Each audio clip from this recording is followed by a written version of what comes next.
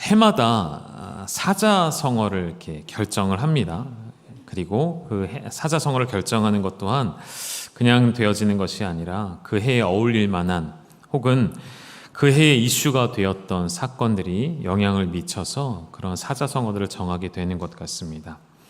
올해가 다 지나고 또 올 한 해를 돌아볼 때 어떤 사자성어들을 결정할지 궁금하기도 하고요. 작년 말에 결정된 사자성어를 보면 오늘 설교 제목에 표기한 대로 결리망의라는 단어가 지난 2023년을 마감하는 사자성어로 결정이 되었었습니다. 이 단어의 뜻은요, 말 그대로 볼 견자에 날카로울 리자인데요. 이 리자는 이롭게 할 이자 혹은 이익의 이자를 뜻하기도 합니다. 그리고 이질망 그리고 오를 의 이렇게 사용됐습니다. 그 뜻은 이로움을 보게 되자 의로움을 잊어버린다라는 작년 한 해를 사람의 마음을 콕 꼬집는 그러한 사자성어가 아닌가 생각해 보게 되어집니다. 위정자들, 위임받아 정치를 하는 위정자들 뿐만 아니라 이 나라의 국민이라면, 이 나라의 백성이라면, 사람이라면 누구도 이 사자성어에서 완벽하게 자유로울 수 없을 것이라 말씀을 드리고 싶습니다. 그리고 그것을 교회 안으로 좀 가지고 들어온다면 여러분, 교회는 어떠할까요? 교회는 이 결리망의라는 이 사자성어, 이로움을 보자 의로움을 잇는다라는 이 단어 앞에 여러분은 과연 자유로우신가요? 여러분 자유하십니까? 우리 인생을 잠시 돌아본다면 여러분, 작은 이익 앞에서는 작은 이익이라서 이 정도는 눈 감아도 되겠지라는 생각하지 않습니까? 큰 이익 앞에서는 어떻게 합니까? 이것은 결코 놓쳐서는 안 되기 때문에 수단과 방법을 가리지 않고 의로움을 잊어버린 채, 정의로움을 뒤로 한 채, 눈 감은 채, 귀를 막은 채 그 이익을 향해 달려왔던 우리 인생을 돌아보셔야 하지 않을까요? 이런 의미와 함께 지금 우리 한국 사회가 맞닥뜨린 한국 사회 위기들을 한번 짚어보면서 이야기를 조금 더 풀어갔으면 좋겠는데요. 여러분, 지금 우리가 많이 들어본 문제들을 좀 나열해 본다면 저출산의 문제가 있겠고, 그래서 우리가 결혼예비학교 청년들 함께 좀 나누고 필요에 의해 하면서 우리 청년들 다시금 결혼에 대한 그런 꿈을 꾸게 되고 비전을 품게 되어서 너무 감사했고요. 또 동시에 고령화의 문제도 대두가 되고 있었고, 이제는 말씀드렸었죠. 고령화가 아니라 이제는 이미 고령 사회가 되어 있다는 것이고, 그래서 교회가 사회도 마찬가지고요. 항상 자녀 세대, 어린아이들 교육, 주일학교에 온 힘을 쏟아왔다면 몇 년 전부터는 교회 시선이 조금씩 옮겨가는 것을 보게 되어집니다. 시니어 사역이요, 어른들을 위한 사역의 교회가 또 더 힘을 내야 하는 시점에 와 있다는 것, 우리가 피부로 느끼고 있지 않습니까? 우리 어르신들의 삶이 노년에 이르기까지, 그리고 하나님 부르시는 날에 이르기까지 하나님 안에서 참 기쁨과 자유를 누리며 마음껏 하나님을 예배할 수 있는 삶을 도와드리기 위해 교회는 또 그 일에 힘을 쏟아야 할 것입니다. 임금 상승이 있죠. 물론 있겠지만 그것을 뛰어넘는 그 이상의 물가 상승이 있기 때문에 아무리 열심히 벌어도 계속 마이너스가 되어지는 가정 경제를 우리가 경험하고 있지 않습니까? 이런 위기들이 있고요. 또 사회, 경제, 정치적으로 양극단을 달리는 우리 사회의 위기들이 있습니다. 여러분, 무엇이든지 양극단을 달리는 것은 참 위기가 되고 두려운 일이 될 수밖에 없다는 것 여러분이 잘 아실 것입니다. 또 이런 이야기가 있습니다. 점점 인구가 감소하고 특별히 지방에서 젊은 가정들이 다 사라져서요, 각각 지방 자치단체에서는 젊은 가정들을 유입하려고 많은 제도들을 마련하기도 합니다. 정착금을 주기도 하고요, 오면 어떤 혜택들을 주겠다 하면서 많은 젊은 가정들을 좀 유입하려고 하지만 뜻대로 쉽지 않은 것을 보게 되어집니다. 얼마 전에도 여러분 함께 들으셨던 것처럼 지방의 대학교가 문을 닫게 되어진 사건들이 있게 되어지고, 이 일들이 이제 시작일 뿐이죠. 계속 되어질 텐데 젊은이들은 수도권에 다 몰려있는 요즘 사회의 모습들을 또 보게 되어집니다. 소득과 고용의 불안정이 심화되는 것도 우리 사회의 하나의 문제이기도 하겠죠. 여기에 추가한다면 뉴스를 통해 계속 듣는 것처럼 기후 변화로 인한 자연재해들이 지금 세계 곳곳에 일어나고 있다는 것 여러분 아실 것입니다. 에너지 고갈에 대한 두려움, 그리고 앞으로 또 있게 되어질 식량에 관한 문제들, 이런 모든 것들이 이 사회의 위기라고 진단할 수가 있겠고, 또한 눈에 잘 보이지 않으나 또 하나의 큰 위기가 있다면 지난주에도 말씀드린 것처럼 죄로 말할 수 없는 시대를 우리가 살게 되었다는 것. 인간의 인권이 하나님의 주권 위에 놓여지게 되면서 죄를 합리화시키고 이제 더 이상 그 죄를 죄로 말할 수 없는 시대에 우리가 살아가는 위기 또한 있지 않은가 생각해 보게 되어집니다. 사회 일각에서 나름대로 이런 문제들과 위기의식들을 가지고 해법을 제시하려고 하지만 온전한 답이 될 수 없는 것을 우리가 잘 압니다.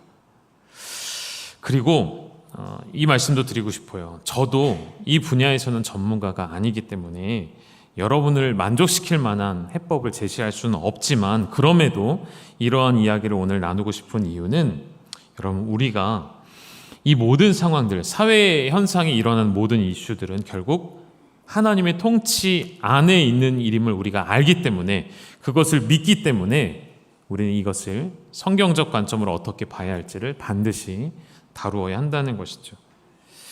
그래서 사회적 이슈에 대해 설교한다는 것이 어쩌면 굉장히 조심스럽기도 하지만 꼭 다뤄야 한다는 생각을 갖고 있고요. 그래서 사회적 이슈들과 현상들에 대한 교회와 성도의 자세는 어떠해야 할지 간단히 정리해 본다면, 첫 번째는 이런 것입니다. 사회적 모든 상황들은 반드시 하나님의 말씀에 조명하심 아래, 하나님의 말씀으로 비추어서 그것을 판단하고 해석할 수 있는 믿음의 실력이 여러분 가운데 있어야 한다는 것입니다. 그러니까 그리스도인들은 여러분 사회적 이슈에 대해 무관심하고 무지해서는 안 되고요. 세상 사람들보다 더 많은 관심을 가져야 하고, 반드시 그것을 우리의 경험으로 판단하는 것이 아니라 무엇으로요?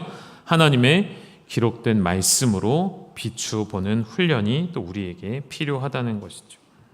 우리는 모든 영역에 하나님의 주권을 인정하기 때문에 공동체와 개인의 신앙과 삶에 미치는 사회적 이슈들에 대하여서 무지할 수 없고, 성경에 비추시는 조명하심을 따라 이 사회적 현상들을 풀어볼 수 있는, 바라볼 수 있는 믿음이 필요하다는 것이죠. 또 한 가지, 여러분, 교회라는 것은요, 어딘가 동떨어져 있는 공동체가 아니죠.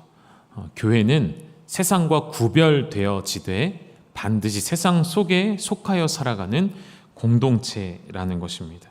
교회는 폐쇄된 공동체가 아니죠. 한 주간 내내 문을 걸어 잠궈 두었다가 주일만 성도님들이 들어오시도록 문을 여는 곳이 될 수가 없고요.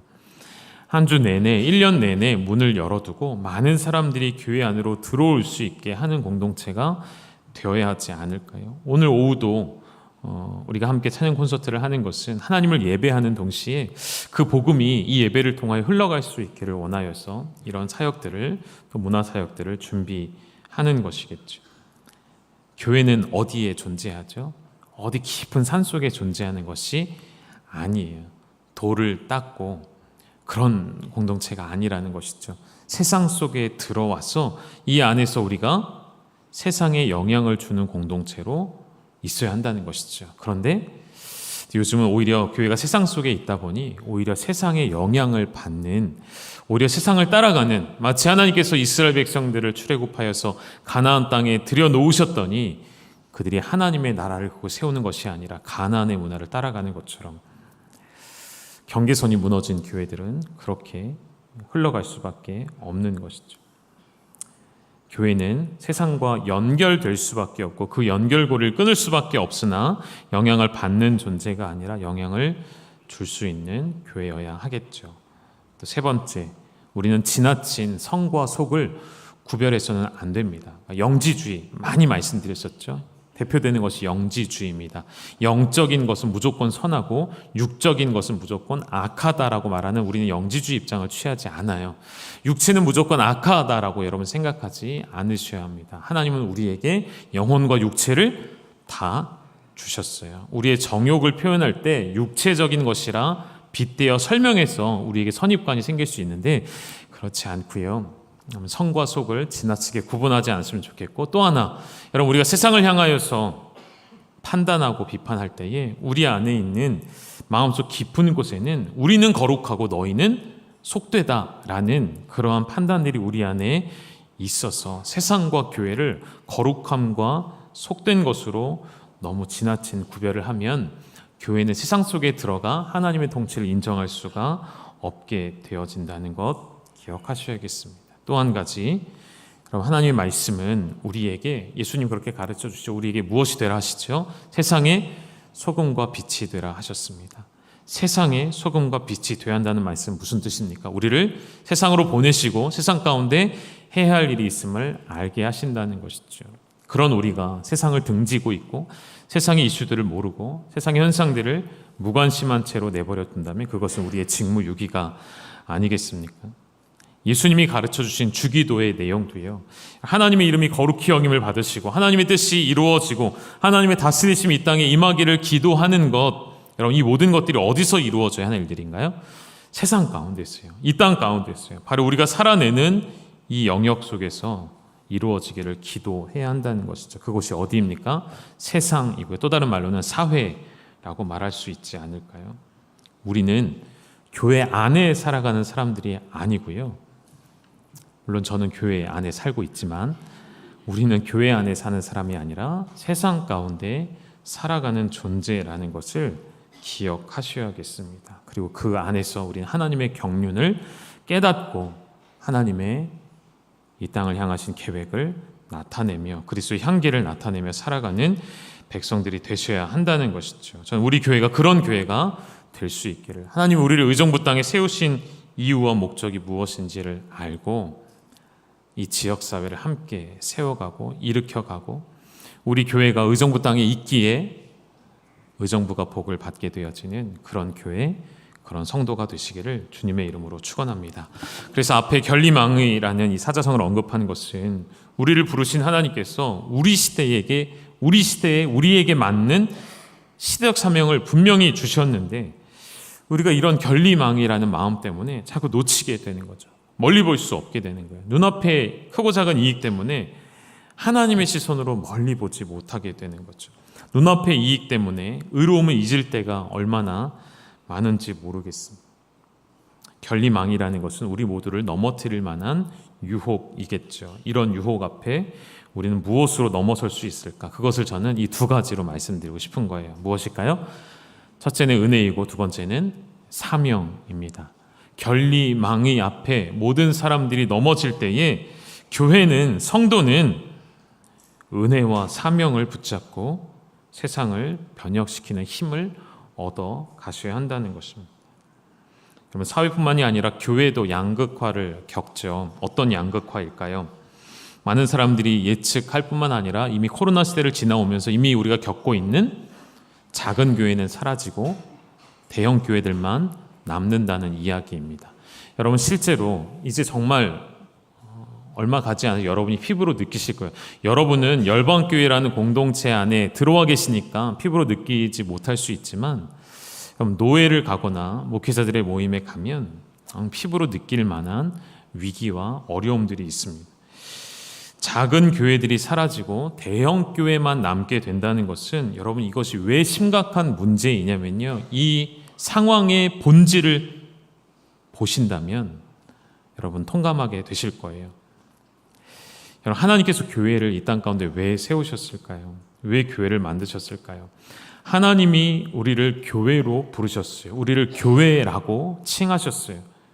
그런데 그 부르심 가운데 세상의 가치관이 섞여져 들어와서, 세속적인 가치관이 함께 섞여 들어와서 우리의 마음과 생각을 흔들어 놓습니다. 그래서 우리는 내가 원하는 교회를 찾기 시작해요.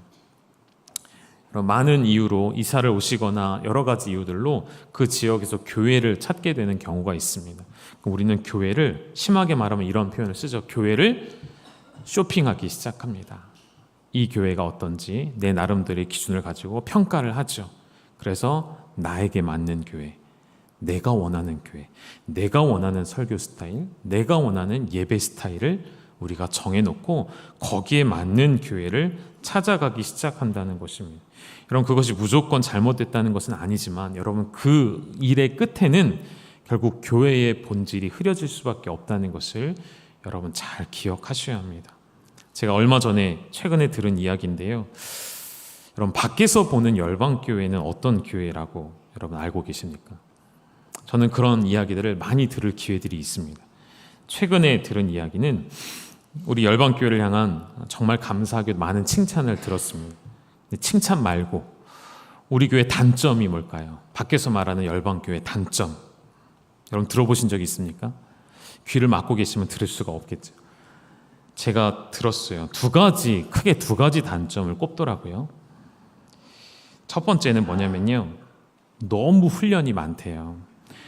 너무 성도님들을 괴롭히는 교회라고 소문이 났습니다. 너무 훈련이 많아요. 제가 인정했습니다. 어제도 이 자리에서 여러분 밤 11시 정도까지 11시가 다 되도록 훈련이 있었거든요. 밖에서 볼 땐 그렇게 보인다는 거죠.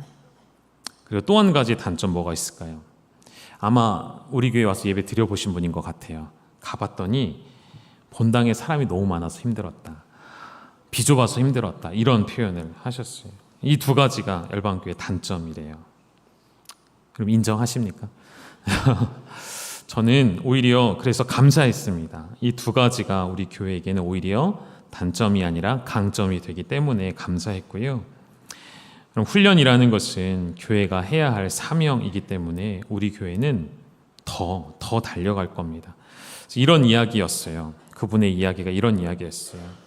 좀 교회를 오랫동안 섬기시다가 좀 쉬고 싶고 조용히 쥐죽은 듯 있는 듯 없는 듯 신앙생활을 하고 싶은 사람들은 본인 교회로 온대요.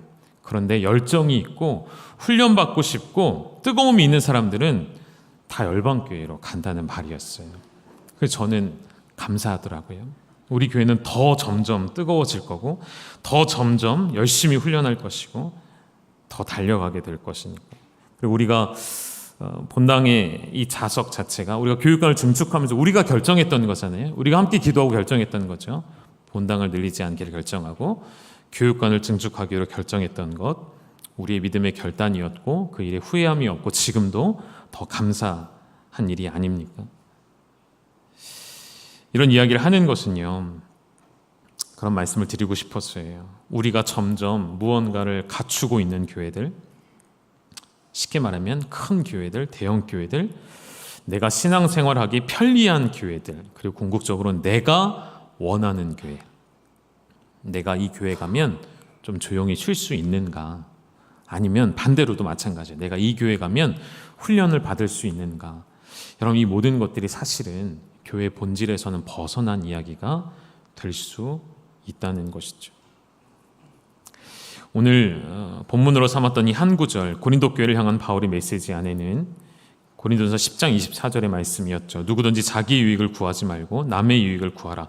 이 말씀의 배경은 하나님의 영광을 위하여 서로 덕을 세우라는 것입니다. 교회 공동체의 덕을 세워야 하는데 그 목적은 결국 하나님의 영광을 위하여서라는 말을 바울이 하고 싶어서이거든요. 그러니까 너희가 교회로 부름을 받았다는 것은 결국 그 안에서 너희들이 지지고 볶고 많은 일들이 일어날 텐데 그 모든 것들이 결국에는 너희를 통하여 덕이 세워져야 하고, 그 덕이 왜 세워져야 합니까? 하나님의 영광을 가려서는 안 되기 때문이라는 것이죠. 한 곳을 더 볼까요? 사도행전 4장에 보면요, 초대교회 모습들의 삶이 표현되어 있는 구절들이 나와 있습니다. 눈으로 쭉 따라오시겠습니까? 한 무리가 한 마음과 한 뜻이 되었습니다. 그래서 물건을 서로 통용하고 누구도 자기의 것을 자기 것이라 말하지 않고 나눠 쓰는 그런 은혜로운 일들이 보여집니다. 뒤에 보니까 그래서 초대교회에는 어떤 사람들이 없냐면 가난한 사람들이 없고, 왜 그러하냐면 밭과 집 있는 사람들이 팔아서 그것을 함께 사람들의 필요를 따라 나누기 시작했기 때문이라고 되어 있어요. 여러분, 초대교회라고 어려움이 왜 없었을까요? 그 안에도 분명히 빈부의 격차가 있었고 어떤 양극화가 분명히 있었을 거예요. 그런데 이 말씀을 보니까요, 초대교회 공동체는 가난하거나 굶주린 자가 없었습니다.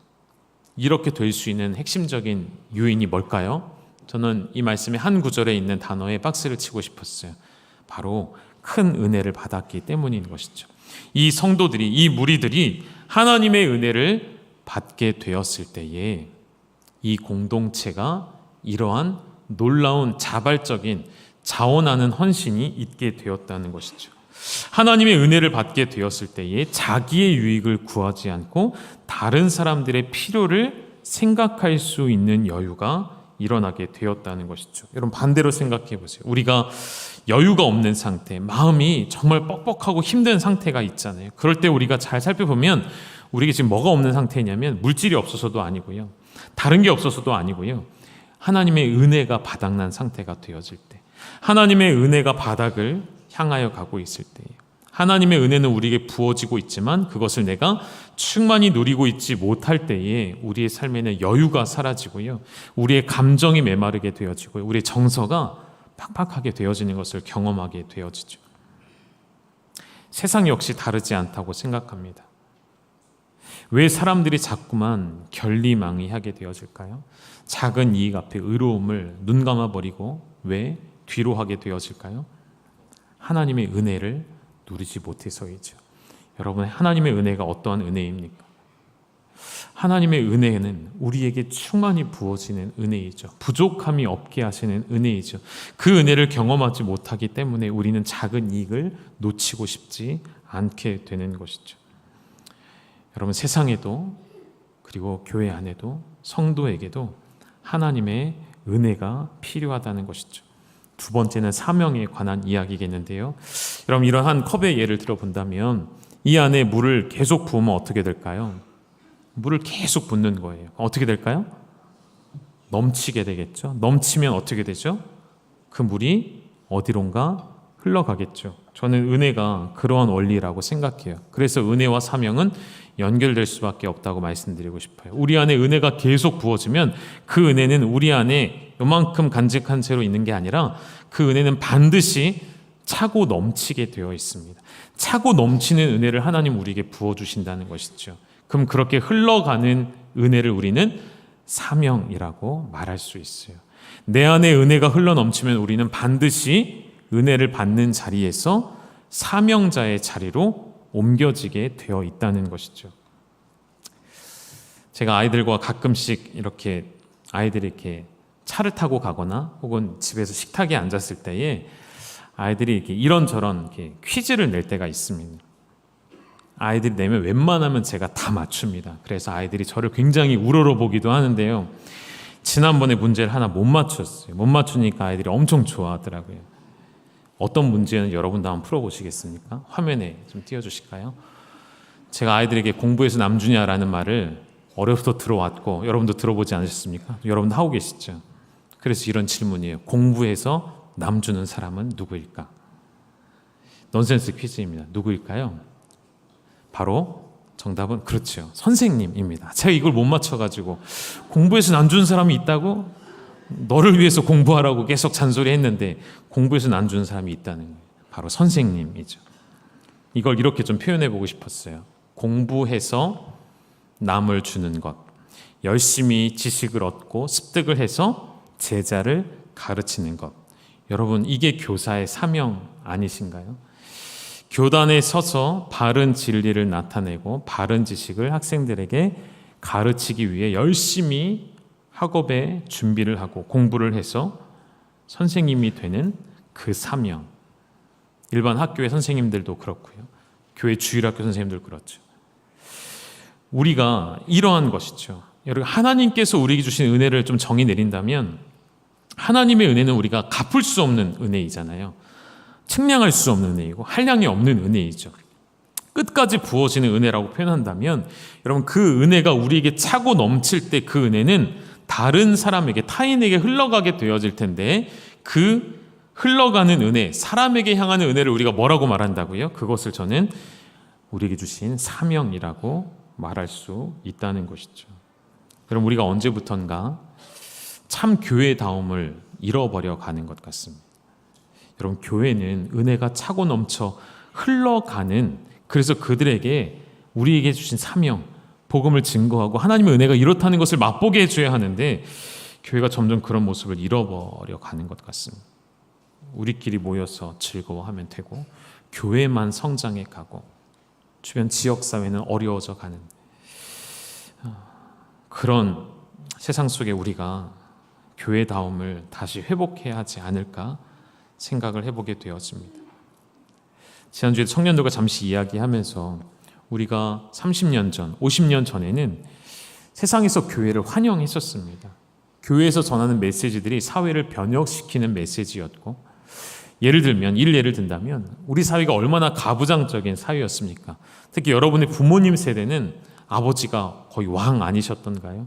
아버지의 말씀이 곧 법이었던 시대를 살아왔죠. 그것이 잘못되었다는 것이 아니라 그런 가부장적 사회 가운데에 어그러져 있는 남성의 권위들이 표출되어지는 그런 시대에서 성경은 무엇을 가르치고 무엇을 이야기했죠? 아내가 남편 사랑하기를 쭉 이야기한 이후에 그 다음 바로 뭐가 나옵니까? 남편은 동일하게 아내를 어떻게 사랑하라고 되어 있죠? 성경의 에베소 말씀에 그리스도께서 교회를 위해 생명을, 자신을 내어주심과 같이 사랑하라는 메시지가 성경 안에 있죠. 이런 메시지들이 한두 가지가 아니죠. 하나님의 말씀이 선포될 때마다 세상은, 사회는 반응하기 시작했고 놀라기 시작했고 이 진리를 수용하기 시작했습니다. 그래서 가는 곳마다 교회 다니는 사람들은 환영을 받았고 교회에서 가르쳐주는 진리의 말씀들이 세상은 복음으로 받아들이기 시작합니다. 지금은 그렇지 않다는 것이죠. 지금은 오히려 교회가 세상을 따라가고 있는 시대를 우리가 살아가고 있는 것 같습니다. 우리 안에 진리는 변함이 없지만 그 진리를 증거해야 할 사명자들이 그 일을 행하지 않고 있을 때, 그 복음은 변치 않고 여전히 능력이 있으나 세상이 그 복음을 거부할 때에, 또한 우리가 그 복음을 만나고 경험하고 복음에 빚진 자가 되었으나 그 복음대로 살아내지 못하는 우리의 실력 없는 믿음 때문에 세상이 교회를 따라가는 것이 아니라 교회가 세상을 따라가는 시대를 우리가 살아가고 있다는 것이 우리의 위기라는 것이죠. 여러분, 교회의 다음이 무엇입니까?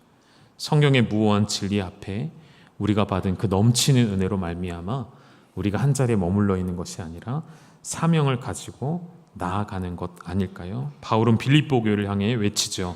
3장 7절의 말씀 띄워주실까요? 같이 읽어주시죠. 시작. 그러나 무엇이든지 내게 유익하던 것을 내가 그리스도를 위하여 다 해로 여길 뿐더러. 아멘. 바울은 왜 이런 이야기를 할 수 있었을까요? 내가 이 모든 것을 해로 여길 수 있는 이유가 무엇에 있다고 이야기했죠? 나의 삶이 나를 위한 삶이 아니라 그리스도를 위한 삶으로 바뀌어졌기 때문이라는 것이죠. 다시 말하면 내 앞에 모든 것을 결리망이하지 않을 수 있는 이유는, 힘은 내가 누구를 위한 삶을 사는가가 결정하게 된다는 것이죠. 그리스도를 위하여 살아내는 자들은 나의 유익과 만족을 위해 구하던 모든 것을 해로 여길 수 있는 믿음의 실력을 갖출 수 있게 된다는 것입니다. 여러분, 그러한 성도가 되시기를 주님의 이름으로 축원합니다. 한 구절 더 보시죠. 빌립보서 3장 8절이요. 읽어주시죠. 시작. 또한 모든 것을 해로 여김은 내 주 그리스도 예수를 아는 지식이 가장 고상하기 때문이라. 내가 그를 위하여 모든 것을 잃어버리고 배설물로 여김은 그리스도를 얻고. 아멘. 그리스도를 위한 바울의 삶이 최종적으로는 그리스도를 얻었기에 어떻게 할 수 있다고요? 다른 모든 것들을 배설물로 여길 수 있고 모든 것을 잃어버려도 오케이가 된다는 것이죠. 그리스도 예수를 아는 지식이 세상 그 무엇보다도 고상함을 알았기 때문에, 그것이 가장 귀한 것임을 알았기에, 이 세상 어느 것과도 비교할 수 없는 최상의 가치를 지닌 것임을 알았기에 모든 것 나는 잃어버려도, 건강을 잃어버려도, 사람을 잃어버려도, 내 생명을 잃어버려도 나는 그리스도를 얻었기에 나는 영원히 만족합니다라고 고백할 수 있었던 것이죠. 여러분, 우리도 마찬가지입니다. 은혜를 받고 우리의 만족에서 멈추는 것이 아니라 마치 예루살렘 교회가 은혜가 넘쳤고 부흥이 있었고 배가가 되어졌고 영적 성장이 있었지만 하나님 그 교회를 흩으셔서 그들로 말미암아 어떻게 하셨습니까? 8장 1절 한번 띄워주실까요? 유대와 사마리아의 모든 땅으로 흩어지게 되어지고, 흩어진 그들이 어떻게 하죠? 4절과 5절도 띄워주실까요? 같이 읽습니다. 시작. 그 흩어진 사람들이 두루 다니며 복음의 말씀을 전할세 빌립이 사마리아 성에 내려가 그리스도를 백성에게 전파하니. 아멘. 정리하면 이런 것이죠. 박해자가 은혜로 가득하며 모여있던 공동체를 흩어서 사명자의 자리로 보내게 되었습니다. 하나님이 그 교회 공동체 가운데, 유대인 사회 가운데 핍박을 주시어서 그 믿는 자들이 흩어져 사명을 감당하게 하셨다는 것이죠. 만약에 예루살렘 교회가 우리들만의 기쁨, 우리만의 모임, 우리만의 성장으로 만족했다면, 나의 만족과 나의 유익을 구하는 것으로 끝났다면, 그것은 또 하나의 강력한 유대 공동체를 만드는 것으로 끝났을 거예요. 그랬다면 우리는 여전히 복음을 듣지 못했을 것이죠. 그러나 하나님은 그들을 흩어내셨고, 그 흩어냄은 그것이 그들의 사명이라는 것을 깨닫게 해주셨던 것이죠. 말씀을 정리할까요, 여러분? 은혜와 사명, 바로 이 두 가지가 우리의 교회다움을 회복하게 하는 줄로 믿습니다. 우리 교회에 하나님이 부어주시는 은혜, 우리 교회를 이 의정부 땅에 세워주신 이유, 그것을 우리 다시 한번 깊이 묵상하시면서 이 지역에 우리 교회가 서 있는 이유, 이 땅에 다른 교회들과 함께 동역하고 가난하고 소외된 이웃들을 돌아보고 교회를 더 개척하며 세워가며 복음을 증거한 일에 힘쓸 때에 우리 앞에 놓여진 결리망의 작은 이익을 넘어서서 은혜와 사명으로 한 걸음 더 전진해가며 결국 모든 민족, 모든 나라, 우리 교회 이름과 같이 모든 열방이 주께로 돌아오기까지 쉬지 않으시는 주님의 사역에 동참하는 그러한 성도, 그러한 교회가 될 수 있기를 주님의 이름으로 축원합니다. 기도하시겠습니다. 하나님 아버지, 오늘도 우리의 간구함과 소망은 나의 만족과 나의 유익이었음을 고백합니다. 나의 만족과 작은 유익 앞에 옳은 의를 눈감아 버렸던 우리의 정욕과 탐심을 이 시간 회개합니다. 하나님 아버지, 다시금 사도 바울의 고백과 같이, 기록된 말씀과 같이 나의 만족과 유익을 위해 가지려 했던 모든 세상의 일들을 이제는 다 해로 여기고 그리스도를 위하여 그리스도를 얻음으로 내 영혼은 이미 만족하였으니 만족되어진 차고 넘치는 은혜가 흘러가서 그것이 우리의 사명인 줄 알고 우리의 삶의 자리에서 벗어나 주님의 말씀과 복음의 증거자의 사명을 온전히 감당하는 하나님의 기뻐하시는 교회와 성도가 되게 하여 주시옵소서. 예수님의 이름으로 감사하며 기도 올리옵나이다. 우리 함께 찬양 드리겠습니다.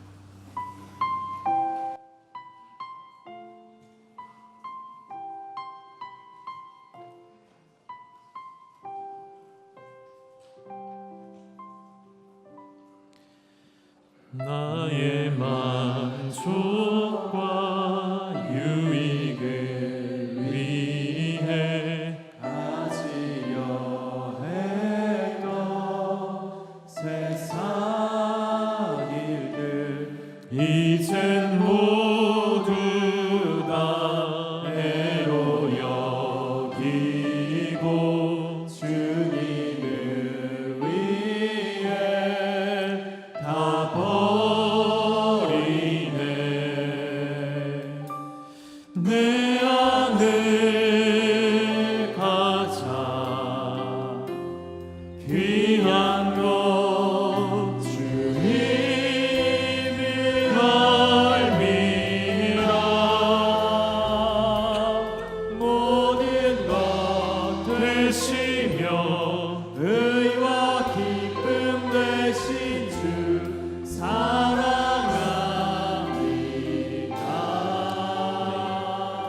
간주해 주시고요. 여러분, 이러한 믿음의 결단으로 살아가기를 원하신다면 자리에서 일어나셔서 우리의 모든 것, 만족과 유익을 위해 가지려 했던 것들을 해로 여기기를 결단하는 마음으로 다시 한번 찬양하시겠습니다.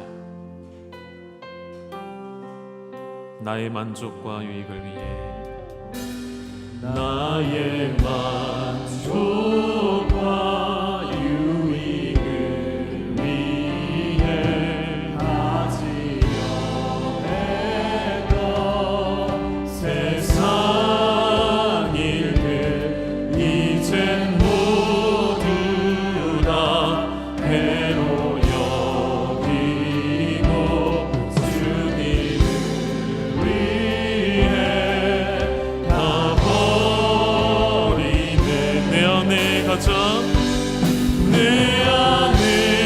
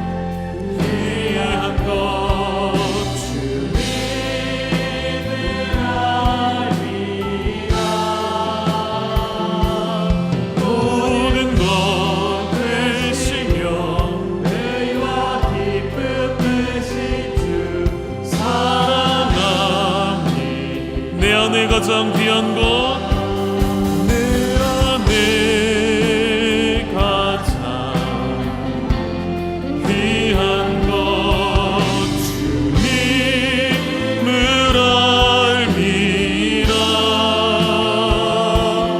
모든 것 되시며 의와 기쁨 되신 주. 우리 마지막으로 한 번 더 고백하실까요? 내 안에 가장 귀한 것은 무엇입니까? 가장 귀한 것 주님을 알미라.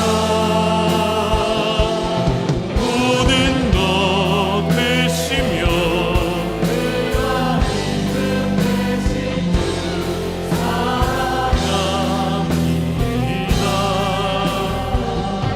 이 시간 우리에게 주신 말씀을 붙잡고 함께 기도하실까요? 먼저 우리에게 결리망이하였던 자세들, 하나님 나라를 보지 못하고 하나님의 눈으로 보지 못하고 내 앞에 놓여져 있는 한 걸음 한 걸음밖에 볼 수 없기에 나의 믿음 없음으로 작은 이익을 탐하고 혹은 큰 이익을 탐하여서 하나님의 마음을 내 안에서 치워버리고 혹은 보지 않기를 결단하고 혹은 듣지 않기를 결단했던 우리의 어리석음을 회개하시고 내 안에 부어주신 하나님의 그 은혜가 나로 하여금 차고 넘치게 하셔서 그 은혜가 나로 말미암아 사명자가 되게 하시오니 그 말씀에 순종함으로 나의 생명 다하여서 나의 만족과 유익을 위해 가지려 했던 모든 것을 해로 여기는 믿음을 가지고 이 세상에 가장 귀한 주님을 증거하는 삶을 살아내는 교회의 다움을 회복하게 하여 주옵소서. 성도 다움을 회복하게 하여 주옵소서. 우리 이러한 마음으로 주의 이름 부르짖고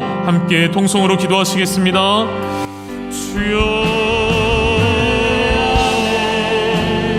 하나님 아버지, 우리에게 베풀어 주신 그 놀라우신 은혜와 하나님 우리에게 맡겨주신 사명을 기억합니다. 하나님 나로 말미암아 차고 넘치는 은혜를 주시사 흘러 넘치어 사명의 자리에 서기를 원하오니 나의 만족과 유익을 위해 살아왔던 나의 결리망이의 자세를 뒤로하게 하시고 내 앞에 놓여진 이익 앞에 하나님 내게 주신 의로움을 뒤로하지 않게 하시고 제 앞에 눈 감지 않게 하시고 내 안에 하나님의 선하심 나에게 베푸신 그 은혜를 기억하고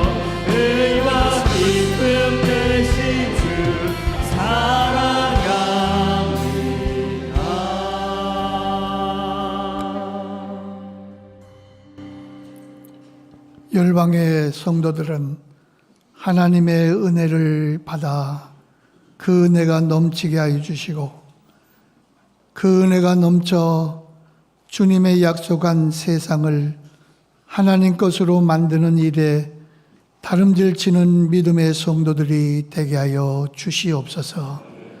이제도 우리 주 예수 그리스도의 은혜와 아버지 하나님의 극진하신 사랑과 성령님의 역사 위로 교통하심이 오늘도 진정 우리의 삶을 다시 한번 살펴보며 하나님의 것으로 우리의 모든 것을 살아가기를 다짐하며 예배한 이 시간의 모든 성도들 위해와 이 자리에 나오지 못했지만은 이들의 마음 속에 믿음을 갖기를 소망하는 가족들, 지역의 모든 사람들, 그 일들을 위하여 기도하는 우리 열방의 모든 성도들 위해 하나님의 놀라운 은혜와 축복이 이제로부터 영원토록